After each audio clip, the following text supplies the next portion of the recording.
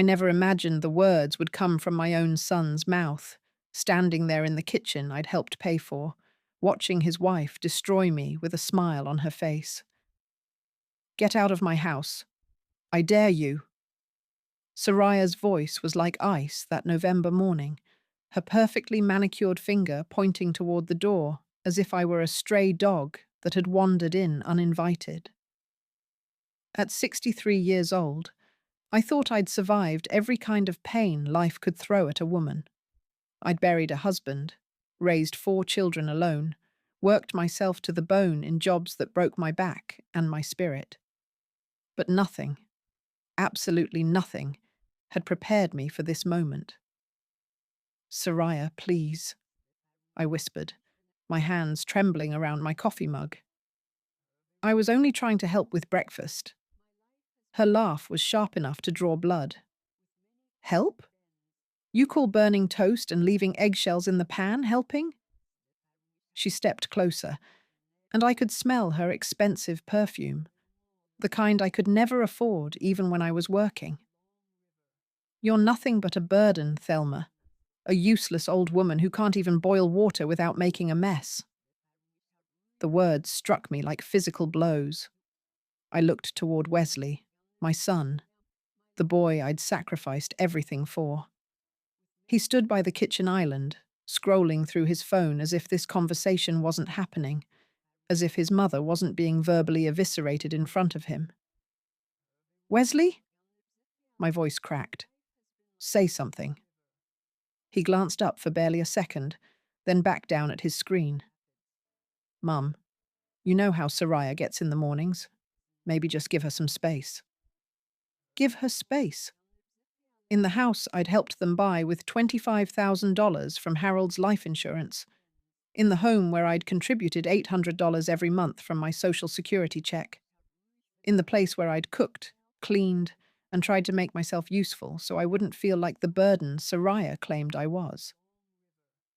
"In fact," Soraya continued, her smile turning cruel, "let's make this interesting.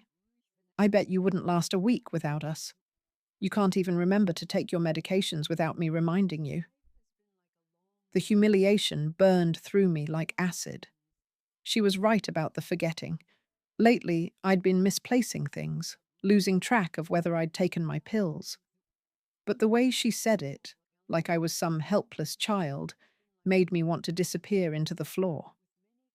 "I raised 4 children on my own after their father died," I said quietly, surprised by the steadiness in my voice. "I think I can manage?" Soraya's laugh was pure ice. "That was 40 years ago, Thelma. You're not the same woman. Face it, you need us more than we need you." Wesley finally looked up from his phone, but not to defend me. "Mum, maybe Soraya's right. You have been having trouble lately. Remember last week when you forgot about dinner in the oven?" My hands trembled as I reached for my purse. That dinner, I'd been trying to surprise them with pot roast, something Wesley had loved as a child, but I'd gotten distracted helping a neighbor find her lost cat, and by the time I returned, the smoke alarm was screaming. Soraya had made me clean the burnt pan while she ordered takeout, lecturing me about being a fire hazard. "I'll pack my things," I said, barely audible. "Good." Soraya's voice was sharp with triumph. "And don't expect to come crawling back when you realize you can't survive on your own. Some people need to learn the hard way that they're not as independent as they think." I climbed the stairs to my bedroom, the guest room I'd been relegated to 6 months ago when Soraya decided they needed my old room for her yoga space. Each step felt like ascending toward my own execution. Behind me, I heard Soraya's voice soften as she discussed weekend plans with Wesley, as if I'd already ceased to exist. 20 minutes later, I stood in the foyer with my suitcase and a small box of personal items. Wesley was nowhere to be seen. Soraya sat at the kitchen counter, painting her nails a color that reminded me of fresh blood. "Leaving so soon?" she asked without looking up. I thought you'd at least try to guilt trip us into letting you stay. I reached into my purse and pulled out a small piece of paper. My hands were steady now, calmer than they'd been in months. I placed the note on the hall table where Wesley kept his keys. What's that? Soraya's voice had lost some of its confidence. Just a note, I said simply.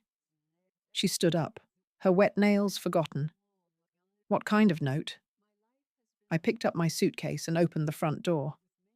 The November air bit at my face, but it felt cleaner than the air inside this house. Goodbye, Soraya. Thelma. Her voice was sharp now, urgent. What did you write? But I was already walking down the driveway, my suitcase wheels clicking against the concrete. I didn't look back, not even when I heard the front door slam. I climbed into my old Honda and sat for a moment, letting the silence wash over me. Then I reached for my phone and scrolled to a number I hadn't called in months. Margaret? It's Thelma. I need that favor we talked about. My sister's voice was warm, concerned. Of course, honey. What's wrong? I'll explain when I get there. I paused, watching Soraya's silhouette in the kitchen window. But Margaret, don't tell anyone where I am. Not yet. As I drove away, I glanced in my rearview mirror one last time. Soraya was standing at the window now, holding my note. Her face was pale even from this distance. She had no idea what she'd just unleashed. But she was about to find out that some old women have more fight left in them than anyone imagines. The phone started ringing before I'd even finished unpacking my suitcase in Margaret's guest room. Let it go to voicemail, my sister said, settling into the armchair across from me with 2 cups of tea. She'd always been the practical one, 5 years younger, but somehow wiser about people than I'd ever been. Through the window, I could see Margaret's neighbour walking his dog, completely unaware that my world had just shifted on its axis. Everything looked so normal, so peaceful. It was hard to believe that just 4 hours ago, I'd been standing in a kitchen being told I was worthless. The phone stopped ringing, then immediately started again.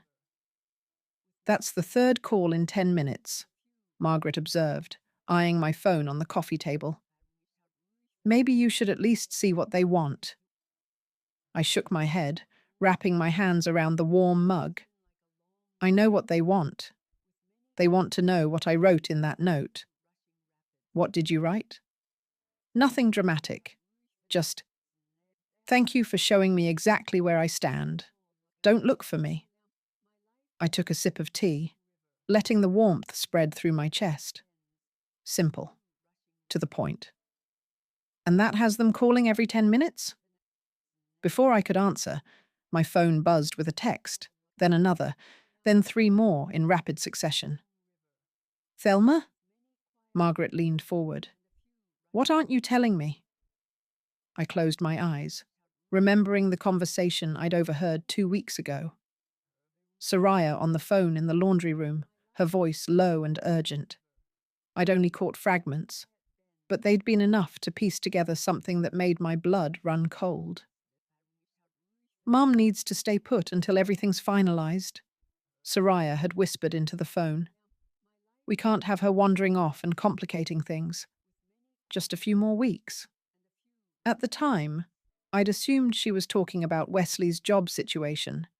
He'd been stressed about a potential promotion that required relocating.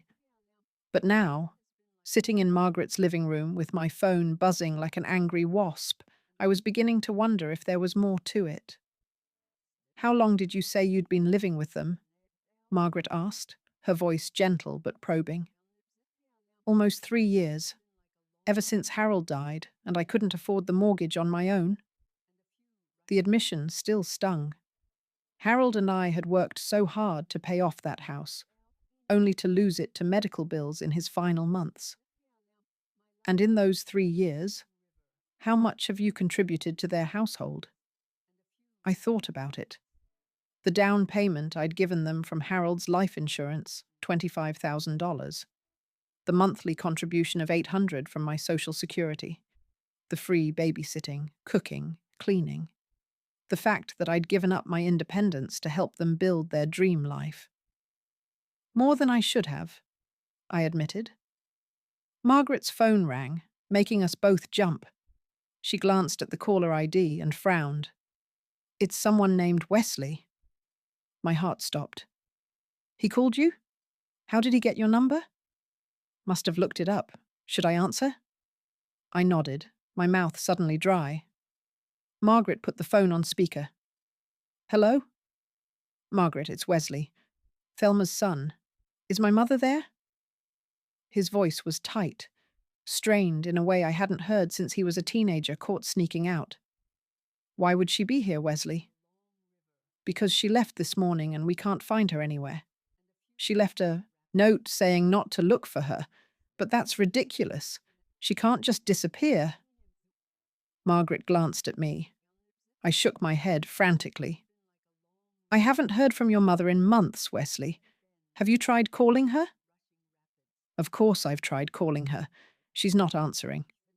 Look, Margaret, I need you to understand something. My mother hasn't been well lately. She's been confused, forgetting things. If she's out there alone, what kind of things has she been forgetting? Margaret's voice had an edge now. A pause. Just normal aging stuff.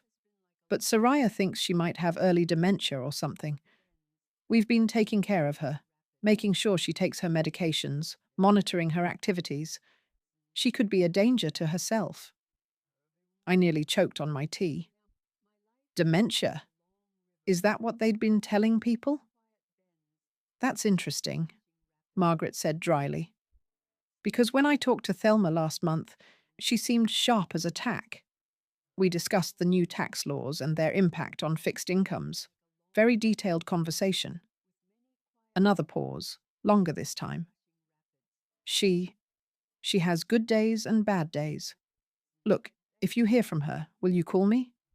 Soraya is beside herself with worry. Of course. I'll be sure to let you know. After she hung up, we sat in silence for a long moment. Dementia, Margaret finally said. That's the first I've heard of it. My hands were shaking now. Margaret, what if they've been telling everyone I'm losing my mind? What if that's why none of my old friends call anymore? The pieces were starting to fall into place.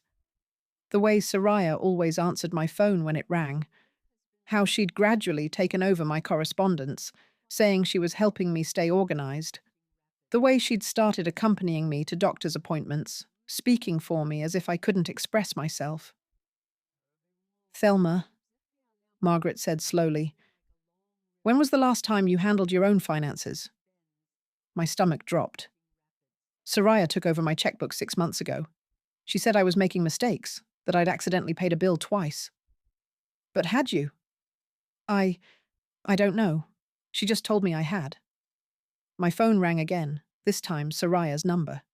Margaret looked at me expectantly. Answer it, she said. Put it on speaker. I want to hear this. I hesitated, then pressed the green button. Hello? Thelma. Soraya's voice was honey-sweet, concerned.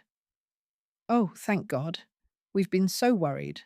Where are you, sweetheart? Sweetheart. She'd never called me that before. I'm safe, I said carefully. I know you're upset about this morning, and I feel terrible about how I spoke to you. I was just stressed about Wesley's promotion interview, and I took it out on you. Can you forgive me? I looked at Margaret, who was making a keep talking gesture. I'm not sure I'm ready to come back yet. But honey, you need your medications, and Dr. Peterson's office called about your appointment tomorrow. You know how important it is to keep up with your treatment? What treatment? What appointment? I hadn't been to Dr. Peterson in 3 months. I'll reschedule, I said.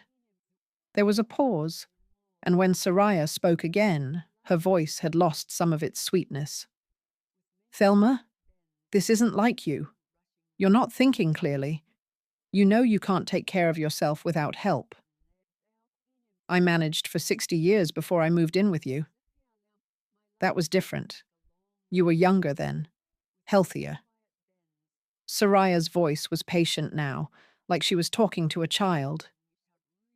You've been having episodes, remember? The burned dinner, forgetting your medication, getting lost on the way to the grocery store.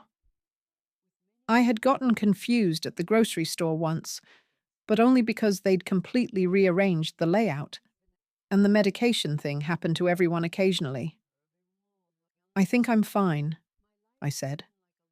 Of course you do. Soraya's voice was gentle, understanding. That's part of the condition, sweetie. People with dementia often don't realize they're having problems. Margaret's eyes went wide. She grabbed a pen and paper and wrote, "She's gaslighting you." My heart pounded as the full scope of what had been happening hit me. How long had Soraya been painting me as a confused old woman? How many people had she convinced that I was losing my mind? I have to go, I said, my voice barely steady. Thelma, wait. I hung up and stared at Margaret. She's been telling people I have dementia. It sure sounds like it. Margaret's voice was grim. The question is, why? What does she gain by making you seem incompetent?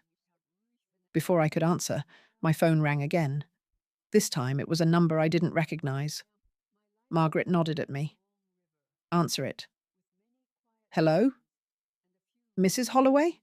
This is James Mitchell from Mitchell and Associates. I've been trying to reach you for several weeks. My blood ran cold. Mitchell and Associates was the law firm that had handled Harold's estate. I'm here, I managed. Excellent. We need to discuss some urgent matters regarding your late husband's estate. There have been some developments that require your immediate attention. I looked at Margaret, whose expression had gone from concerned to alarmed. What kind of developments? I'd prefer to discuss this in person, but since it's urgent, we've located some additional assets, quite substantial ones, actually. When can you come in? My hands were shaking so hard I could barely hold the phone. Can you give me a general idea of what we're talking about? Well, without going into specifics over the phone, we're looking at property values in the range of $400,000 to $600,000. The room spun around me. Margaret reached over and gripped my arm. Mrs. Holloway, are you there? Yes, I whispered. I'm here. Now, I should mention, your daughter-in-law called yesterday, asking about the status of the estate. She seemed quite concerned about expediting the process. My blood turned to ice. Soraya had called the lawyers behind my back. I'll be in touch, I said, and hung up before he could say anything else. Margaret and I stared at each other in stunned silence. She knows, I whispered. Knows what?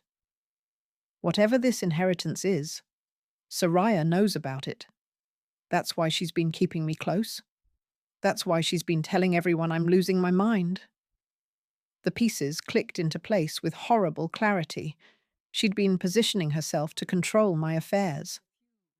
My phone started ringing again, Wesley's number this time. Neither of us moved to answer it. Thelma, Margaret said quietly, I think you need to stay hidden a little longer, until you figure out exactly what you're dealing with. I nodded, my mind racing. Soraya thought she had me under control, dependent and confused. She had no idea that her cruelty this morning had just set me free. But she was about to learn that this old woman wasn't nearly as helpless as she'd believed. I barely slept that night. Every time I closed my eyes, I saw Soraya's face when she'd demanded to know what was in my note. The desperation in her voice during that phone call, the way she'd suddenly become so concerned about my health and appointments.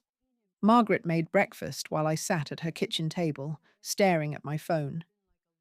17 missed calls overnight. 12 from Wesley, 5 from Soraya. No voicemails, which somehow made it worse. What were they so afraid I might say? "You need to call that lawyer back," Margaret said, setting a plate of eggs in front of me. "Whatever this inheritance is, you need to know about it before they do anything else." I nodded, but my hands were shaking too badly to dial. What if Harold kept something from me? We were married for 38 years. I thought I knew everything about our finances. Maybe he wanted to surprise you, or maybe it was something he forgot to mention. Margaret sat across from me, her expression serious. "But Thelma, if this Soraya woman has been calling lawyers behind your back, you need to protect yourself." Before I could respond, my phone rang. James Mitchell's name appeared on the screen. "Mrs. Holloway?" His voice was crisp, professional. "I hope I'm not calling too early. I wanted to follow up on our conversation yesterday." "Actually, I'm glad you called. Can you tell me more about these assets you mentioned?" "Certainly. Are you somewhere private where we can talk freely?" I looked at Margaret, who nodded encouragingly. "Yes, I'm with my sister." "Excellent. Well, Mrs. Holloway, it appears your late husband owned property in Montana that wasn't included in the original estate inventory. A ranch property with mineral rights that he inherited from his Uncle Robert back in 1998. My heart stopped. Uncle Robert. Harold had mentioned him occasionally, an eccentric old man who'd lived alone on a ranch somewhere out west. Harold had been his only heir, but we'd never heard anything official about an inheritance. "I don't understand," I said slowly. "Harold never mentioned owning property in Montana." "According to our research, the property was held in a trust that your husband may not have been fully aware of. The trustee was a local bank that's been managing the land for decades. But here's where it gets interesting. They've been trying to reach the beneficiary for the past 6 months because there's been a significant development." "What kind of development?" "Oil, Mrs. Holloway. A petroleum company has made a substantial offer for drilling rights. We're talking about an initial payment of $450,000, plus ongoing royalties that could amount to several $100,000 more over the next decade."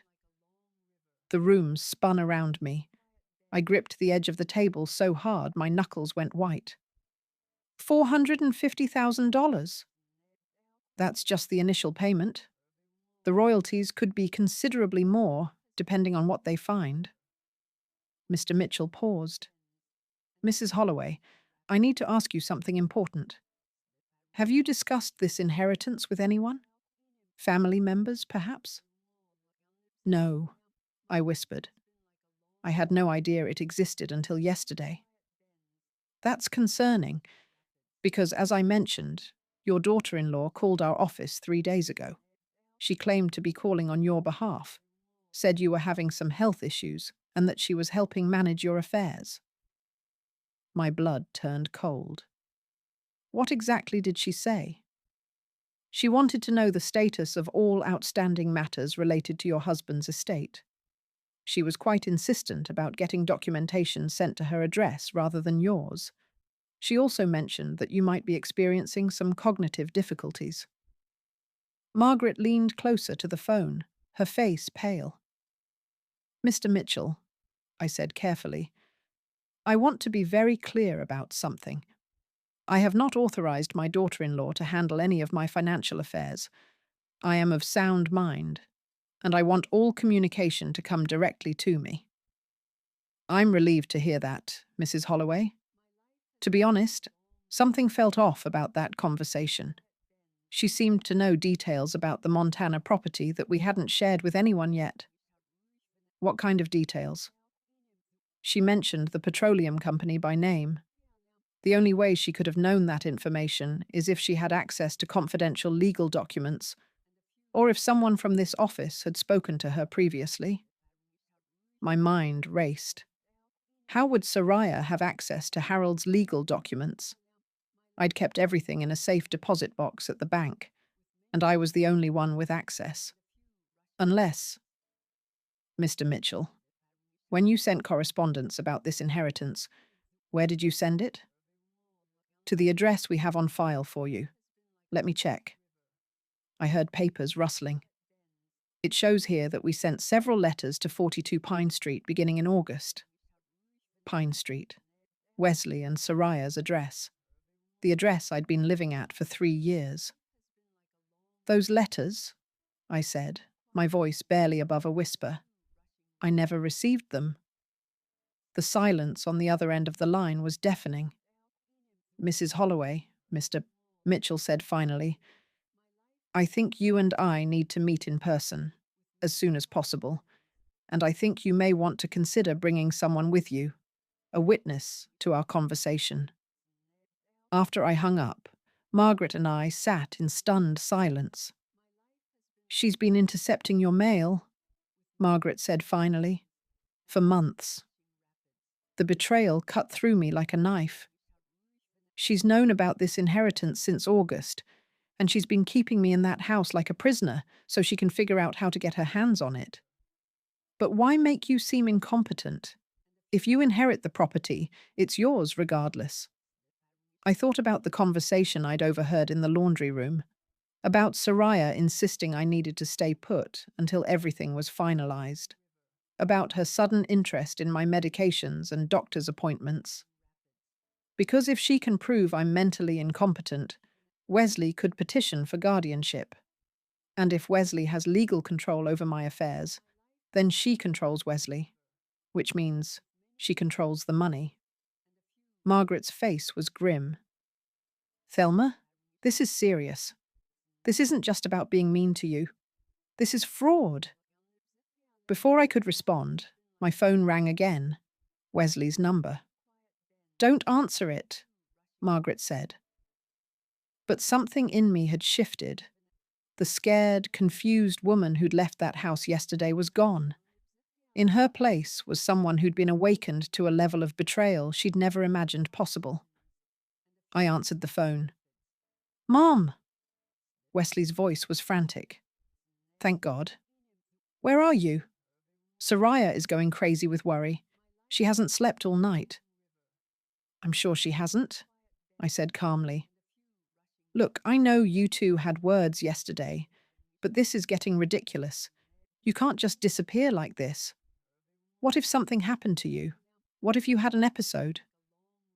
An episode? You know what I mean.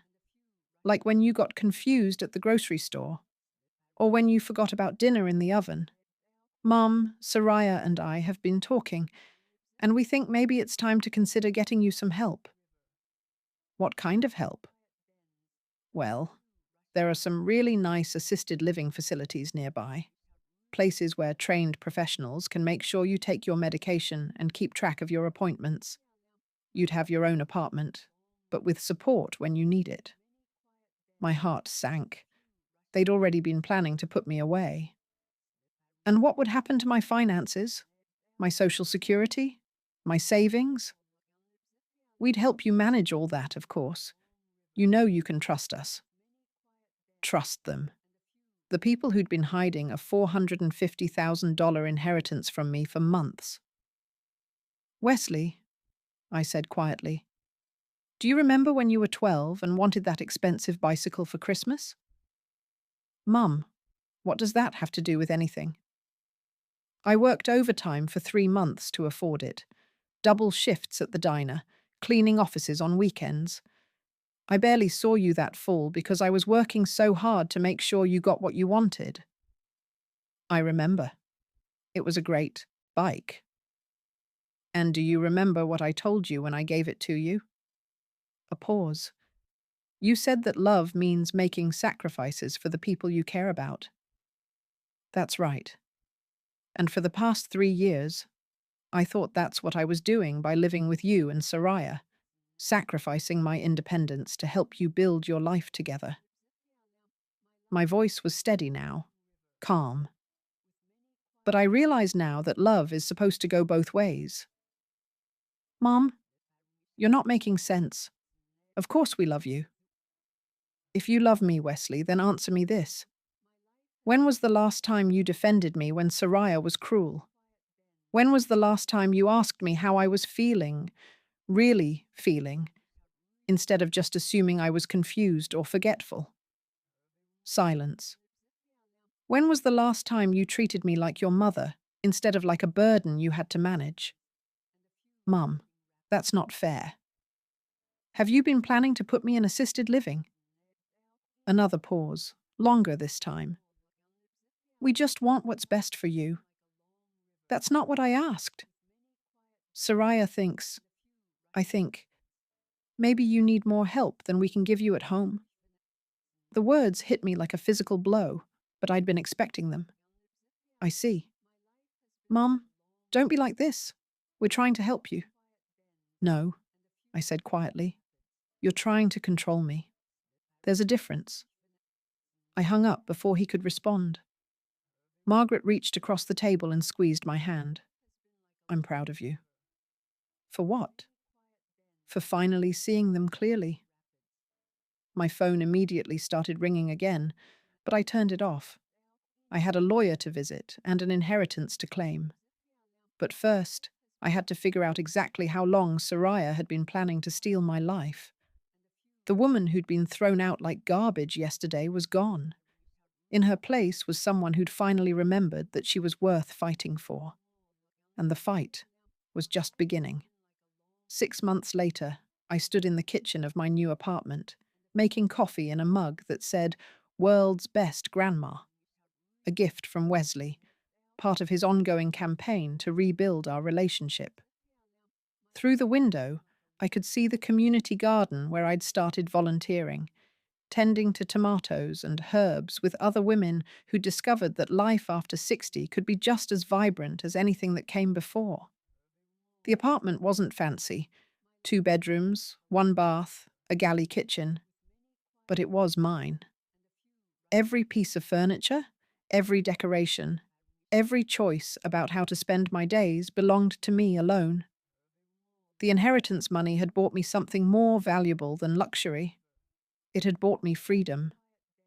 My phone rang. Margaret's name appeared on the screen. How are you feeling about today? She asked. Today, the day of Soraya's sentencing hearing. Nervous, I admitted. But ready? The district attorney had built a solid case. Forgery, fraud, attempted theft, elder abuse. The charges had stacked up like a house of cards built on Soraya's arrogance and greed. Is Wesley still planning to be there? Yes. The divorce had been swift and brutal. Soraya had tried to claim half of everything, including the house I'd helped buy, but the evidence of fraud had poisoned any sympathy the court might have had for her. Wesley had offered to give me back the $25,000 I'd contributed to their down payment, but I'd refused. Keep it, I'd told him. Consider it tuition for one of life's most expensive lessons. The doorbell rang. That's probably him now, I told Margaret. I'll call you after. Wesley stood in my hallway, looking older than his 35 years, but also somehow healthier. The constant stress that had shadowed his features during his marriage was gone, replaced by something that looked like peace. Ready? He asked. As I'll ever be. The courthouse was exactly what you'd expect. Marble floors, high ceilings, and an atmosphere of solemn justice. Wesley and I sat behind the prosecutor's table, watching as Soraya was led in wearing an orange jumpsuit. She looked smaller than I remembered. Prison had stripped away her designer clothes, her perfect makeup, her aura of superiority. What remained was a 32-year-old woman who'd gambled everything on a scheme that had ultimately destroyed her life. The judge was a woman in her 60s, with silver hair and sharp eyes. She'd read every document, heard every piece of testimony.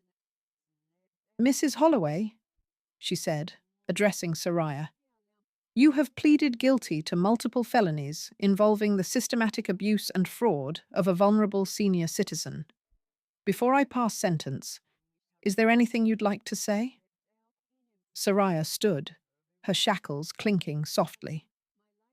Your Honour, she said, her voice steady, I maintain that my actions were motivated by concern for my family's financial stability. I never intended to permanently deprive Mrs. Holloway of her inheritance. I was trying to ensure responsible management of a significant sum of money. Even now, even here, she couldn't admit what she'd really done. The judge's expression didn't change, but I saw something harden in her eyes. Mrs. Holloway, what you did was not financial management. It was predatory behavior designed to exploit and control a vulnerable person who trusted you.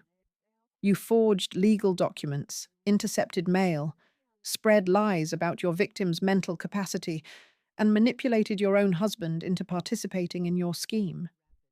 She paused. Elder abuse is one of the fastest-growing crimes in our society, and it's often perpetrated by family members who believe they're entitled to their victims' resources. Your actions represent exactly the kind of calculated exploitation that destroys families and devastates lives. The judge looked down at her papers. I hereby sentence you to 3 years in state prison, followed by 2 years of supervised probation. You will also pay full restitution for legal fees and court costs, and you are permanently barred from any involvement in the financial affairs of vulnerable adults. 3 years. It felt both like too much and not enough. As the bailiff led her away, Soraya finally turned to look at us. Her eyes found Wesley first, and I saw a flash of the woman who'd once convinced him she loved him. Then her gaze moved to me.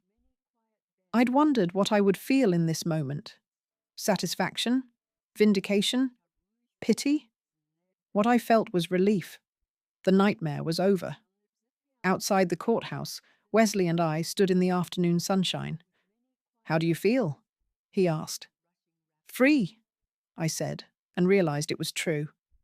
Mum, I need to ask you something, and I need you to be honest with me. He looked at me, his eyes filled with pain. Do you think you'll ever be able to forgive me? Really forgive me, not just say you have because you think you should. I considered the question seriously. I think forgiveness isn't a destination. It's a journey, and I think we're both walking it, one day at a time. He nodded, tears in his eyes. I love you, Mum. I know I didn't show it very well, but I do. I know you do, and I love you too. That was never the question. That evening, I sat in my living room with a cup of tea and the latest statements from my investment account. The petroleum company had found oil, just as predicted. The royalty checks were larger than I'd ever imagined possible. I was, by any measure, a wealthy woman. But wealth, I'd learned, wasn't about the number in your bank account. It was about having choices. It was about waking up each morning and deciding for yourself how to spend your day.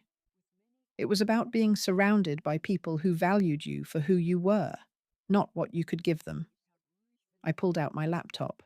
Yes, I'd finally learned to use a computer, and opened the email I'd been working on all week. Dear Harold, I typed, knowing he couldn't read it, but needing to write it anyway. I wish you could see me now. I wish you could see what I've become since you've been gone. You always said I was stronger than I knew, and I think you would be proud of the woman I've found the courage to be. I paused, thinking about the journey that had brought me here, the humiliation that had become liberation, the betrayal that had become empowerment, the family that had tried to diminish me, only to help me discover just how large my life could be. I'm happy, Harold. For the first time in years, I'm truly happy. And I wanted you to know that whatever challenges are ahead, I'm ready for them. because I've finally learned that home isn't a place or a group of people. Home is being comfortable with who you are, no matter where life takes you. I saved the document and closed the laptop. Outside my window, the community garden was bathed in the golden light of late afternoon. Tomorrow I would be there again, my hands in the soil, surrounded by women who'd also learned that the second half of life could be even richer than the first.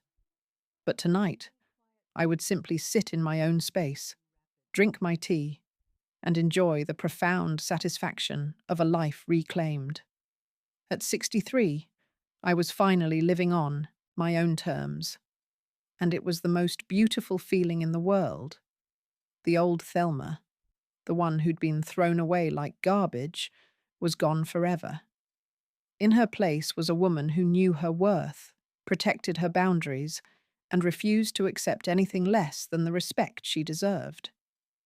Some stories end with revenge.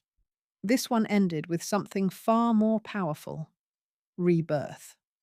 And the best part, the story was just beginning.